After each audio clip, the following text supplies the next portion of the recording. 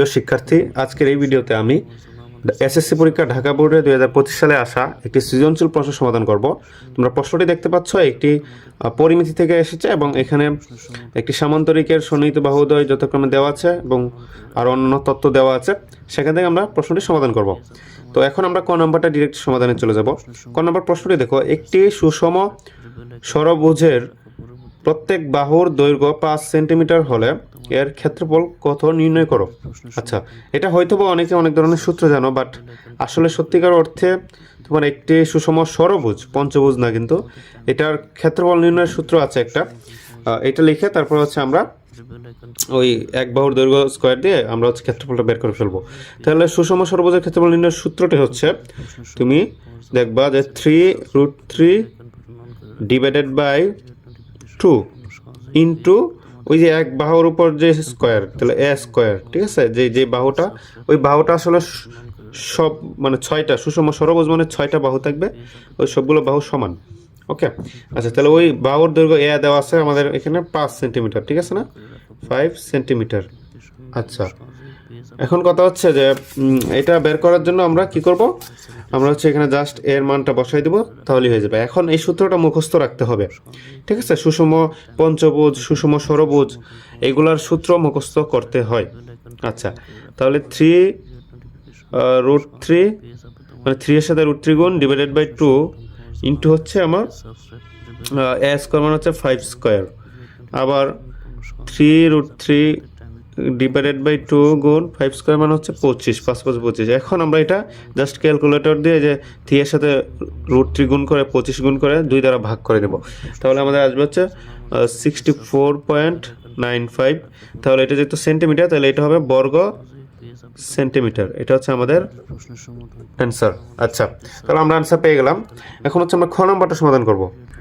So খ নম্বর প্রশ্নটি দেখো, এখানে একটি সামান্তরিকের সন্নিহিত বাহুদ্বয় যথাক্রমে 40 সেন্টিমিটার ও 30 সেন্টিমিটার এবং ক্ষুদ্রতম কর্ণ দেওয়া আছে। এখান থেকে সামান্তরিকের অপর আরেকটি কর্ণের দৈর্ঘ্য নির্ণয় করো। যে সেটা হচ্ছে যে D1 মানে একটি কর্ণ স্কোয়ার প্লাস আরেকটি কর্ণ স্কোয়ার সমান হচ্ছে 2 ইন্টু ওই যে বাহু, একটা বাহুর স্কোয়ার এবং অপর একটি বাহুর স্কোয়ার। আচ্ছা, এগুলো আছে। এখন এখানে জাস্ট আমরা বের করব হচ্ছে D2 এর মান। তাহলে আমরা D2 কে বাম পাশে রাখবো, বা এটা কিন্তু একটা সূত্র, ঠিক আছে, বা D2 square. Okay, D2 square is equal to তোমার হচ্ছে এদিকে 2 ইন্টু এ স্কোয়ার প্লাস বি স্কোয়ার, এটা থাকবে যেভাবে সেভাবেই। এখানে D2 লিখছি, তাহলে D1 এটা তো সমান চিহ্নের ডান পাশে চলে যাবে। D1 এর আগে মনে মনে একটা প্লাস আছে, এটা বুঝতে হবে, এবং এটা এই প্লাস D1 এই পাশে আসলে মাইনাস D1 স্কোয়ার হয়ে যাবে। ওকে, প্লাসটা মাইনাস হয়ে যায়। আচ্ছা, এখন আমরা D2 স্কোয়ারটা এটা বের করে ফেলবো, এখানে জাস্ট মানগুলো বসাই দেবো, তাহলে আমাদের অঙ্ক প্রায় শেষ হয়ে যাবে। তো দেখো 2 ইন্টু এ স্কোয়ার মানে হচ্ছে এই যে বাহুগুলো দিব। তো দেখো এখানে এ মানে হচ্ছে 3 স্কোয়ার প্লাস বি মানে হচ্ছে বি স্কোয়ার মানে হচ্ছে 40 স্কোয়ার মাইনাস D1 মানে হচ্ছে 36 এবং তার উপরে স্কোয়ার। আচ্ছা, তাহলে আচ্ছা, পরিমিতি মানে হচ্ছে কিন্তু সূত্র জানতে হবে তোমার, ঠিক আছে। এই জন্য আসলে এই সূত্রে কোথা থেকে আসছে বইয়ে আছে দেখবা।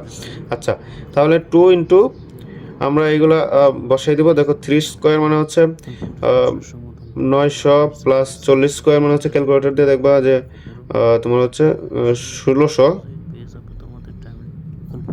মাইনাস 36 স্কোয়ার, এটার মানে হচ্ছে 1296, ঠিক আছে, 1296। আচ্ছা, এখন এইগুলো হচ্ছে আমরা 900 আর 1600 যোগ করবো, একটু লেংদি হবে, দেখো, তাহলে হবে হচ্ছে 2500, ঠিক আছে, মাইনাস 1296। এখন তুমি দেখবা যে 2500 আর 2 গুণ করলে হচ্ছে এখানে 5000 মাইনাস হচ্ছে 1296, তাহলে আমাদের হবে এখানে কত, 3404।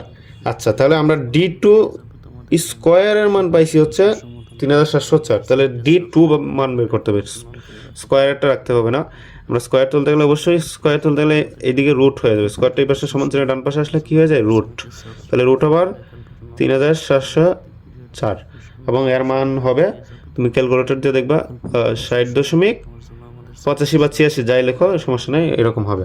ওকে, এটা 60.8 এটা ঠিক থাকলে হয়েছে। আচ্ছা, তাহলে আমাদের এটা হচ্ছে যে অপর একটি কর্ণ, অপর কর্ণ এটা পেয়ে গেছি, ঠিক আছে, অপর কর্ণর দৈর্ঘ্য পেয়ে গেছি। এখন আমরা গ নম্বরটা সমাধান করব।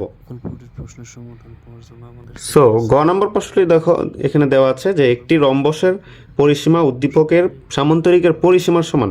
এই সামান্তরিকের বাহুদ্বয় দেওয়া, সেখান থেকে পরিসীমা বের করতে হবে সমান, এবং ক্ষুদ্র কর্ণ D1 হলে, মানে ক্ষুদ্র কর্ণ এই যে D1 এটা সমান 36, এবং এখানে কিন্তু একটা রম্বস চিন্তা করব। তাহলে রম্বসটির ক্ষেত্রফল নির্ণয় করো ইন্টু কর্ণদ্বয়ের গুণফল। তাহলে দুইটা কর্ণই বের করতে হবে, একটা কর্ণ তো দেওয়া আছে আর একটা কর্ণ। তো আমি এখানে একটু লিখছি, দেখো যে সামান্তরিকের পরিসীমা সমান 2 ইন্টু সন্নিহিত বাহুদ্বয়ের যোগফল। আচ্ছা, তাহলে এখানে সন্নিহিত বাহু একটা সামান্তরিক কত দেওয়া ছিল, 40 এবং 30। তাহলে আমরা এই যে 2 ইন্টু 30 যোগ 40 এটা যোগফল, এবং 2 ইন্টু 70 সমান 140 পাইছি।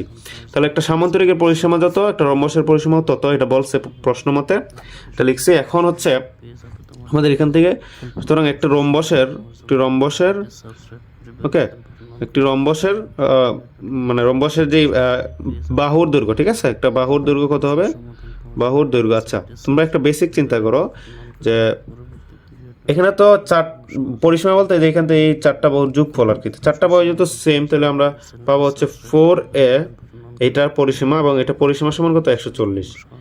4a বলতে কি, 4a মানে এখানে তো 4টা বাহুর যোগফল, তো এ যোগ করলে 4a হবে, এবং সুতরাং a ইজিক্যাল টু হবে 140/4, এবং আমরা পাবো হচ্ছে 35 সেন্টিমিটার। ওকে, আচ্ছা, তাহলে আমরা এ পাইছি কত, মানে এ হচ্ছে এখানে 35, এবং এখানে D1 এর মানও দেওয়া আছে। এখন আমরা বের করব তোমার D2। তো D2 বের করতে গেলে আমরা এখানে একটা, তোমরা এই চিত্রের মধ্যে কল্পনা করো যে এইটা একটা ধরো সমকোণ, এখানে একটা সমকোণ হবে, এইদিকে একটা সমকোণ, 4টা সমকোণে ভাগ করে আর কি। তাহলে এই শুধু এইটা চিন্তা করো যদি তোমরা এই চিত্রটা, তাহলে এখানে দেখো এটা হবে D1। ওকে, এটা হচ্ছে D1, এবং D1 এর অর্ধেক, এখান থেকে এই পর্যন্ত কি হবে, D1 এর অর্ধেক। ঠিক আছে, আমি চিত্রটা আবার এখানে লিখি, এই যে আমি চিত্রটা এখানে লিখছি, দেখো। তাহলে এই চিত্রটা কল্পনা করলে তোমার এটা একটা সমকোণী ত্রিভুজ হবে, যে এই ধরো যে মনে মনে ধরো ABCD, এবং এখানে ধরো একটা O আছে। তাহলে তুমি চিন্তা করবা যে এখানে এটা একটা সমকোণী ত্রিভুজ, এবং এখান থেকে এটা যেহেতু পুরাটা A থেকে C যে কর্ণ, এটা যেহেতু D1 পুরাটা যদি D1 হয়, এবং এটা যদি D2 হয়, এই যে D থেকে B, তাহলে এগুলো হচ্ছে এর অর্ধেক, এখান থেকে এই পর্যন্ত হচ্ছে অর্ধেক D1/2, এবং এখান থেকে হচ্ছে D2/2। ওকে, তাহলে এইগুলোর মান আমরা এভাবে, তাহলে এই সমকোণী ত্রিভুজের মধ্যে আমরা এখানে পিথাগোরাসের উপপাদ্য অনুযায়ী আমরা তো D1/2 তো জানি। ওকে, কারণ D মানে ASC পরে পুরাটা আর কি, D1 এর মান হচ্ছে 36 সেন্টিমিটার দেওয়া আছে, এবং D2/2 এর মান বের করবো। তাহলে পিথাগোরাসের সূত্রটা লিখি। তো দেখো, পিথাগোরাসের সূত্র মতো আমি এখানে লিখছি যে তোমার D1/2 মানে এই যে এইটা যে আমরা জানি যে ধরো লম্ব স্কয়ার প্লাস ভূমি স্কয়ার সমান অতিভুজ স্কয়ার, তাহলে এটা লম্ব স্কয়ার মানে D1/2 স্কয়ার প্লাস D2/2 বলতে যে পুরোটা আর কি, এখান থেকে এটা স্কয়ার, মানে এটা স্কয়ার সমান এই যে অতিভুজ a স্কয়ার। ঠিক আছে, তাহলে এটা আমরা পাইছি। এখান থেকে আমাদের মানগুলো বসায় আমরা D2 এর মানটা বের করব। তো D2 এর মান বের করার জন্য আমরা D1 সমান আমরা জানি যে D1 কর্ণ D1 36 সেন্টিমিটার দেওয়া ছিল, সামান্তরিকের যেটা রম্বসের এটা স্কয়ার প্লাস হচ্ছে D2/2 ফুল স্কয়ার ইজিক্যাল টু এ এর মান হচ্ছে তোমার একটু আগে বের করছি 35 সেন্টিমিটার, তাহলে 35 স্কয়ার। আচ্ছা, তাহলে এখান থেকে আমরা জাস্ট D2 এর মানটা বের করবো। সো এদিকে দেখো 36কে 2 দ্বারা ভাগ করলে কত পাবো আমরা, 18। তাহলে 18 square plus D2/2 square is equal আমরা পাইছি হচ্ছে কত, 35 স্কয়ার, এবং 35 স্কয়ারকে যদি আমরা লিখি তাহলে লিখবো হচ্ছে 1225। আচ্ছা, আর 18 স্কয়ার এটা তো প্লাস আছে, এই পাশে আসলে মাইনাস হয়ে যাবে। ঠিক আছে, বা D2/2 ফুল স্কয়ার ইজিক্যাল টু 1225 মাইনাস এই 18 স্কয়ারের মান কত, 24, মানে এখানে 18 স্কোয়ার লিখে আরেকটা লাইন লিখতে পারতাম, বাট আমি একবারে লিখে ফেলছি। আচ্ছা, আমরা বোঝানোর সুবিধার্থে এখানে লিখে যে 18 স্কোয়ার। ওকে, তাহলে এখন এটা 18 স্কোয়ার সমান কত? 324, এটা পরবর্তী লাইনে লিখবো।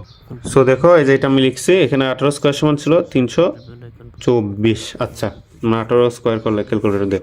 আচ্ছা, এখন এখান থেকে আমরা বা d2/2 ফুল স্কোয়ার সমান এটা বিয়োগ করলে হবে হচ্ছে তোমার 901